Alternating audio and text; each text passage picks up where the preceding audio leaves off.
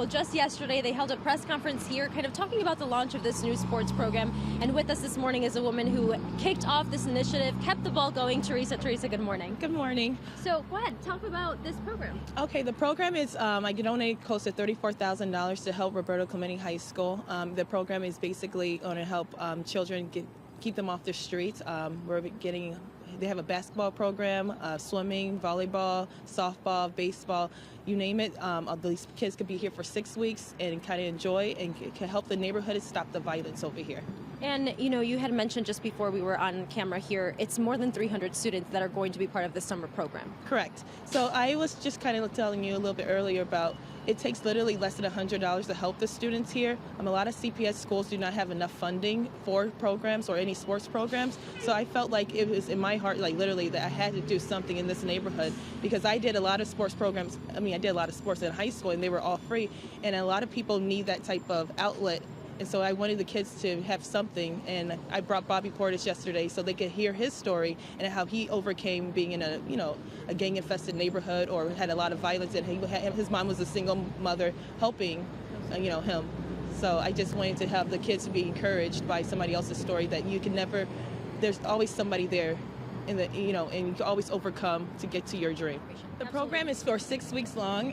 It basically is starting around in July, so a lot of the students from Roberto Clemente High School will be able to join the program. So if you have any kids that are in Roberto Clemente High School, there's over 350 spots, so have them sign up.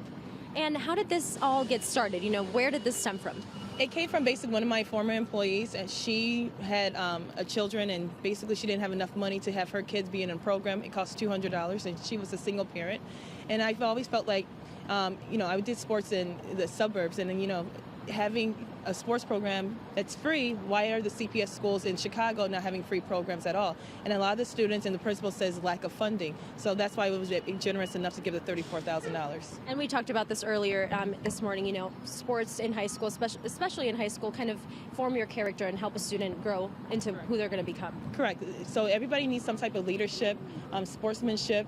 A lot of kids are getting angry these days without having any type of outlet. How can you guys deal with your anger? And I feel that sports builds up character and builds up how to deal with certain things in life, that you have to use this all throughout the life. It's not just only in high school. And I don't want to forget, later on today is the kickoff of the Puerto Rican parade here in Humboldt Park. So you're going to be there at the ribbon cutting ceremony. Yeah. Are you excited? What are you feeling? I'm extremely excited. I brought two performers in, two of the biggest performers, Evie Queen and Jerry Rivera.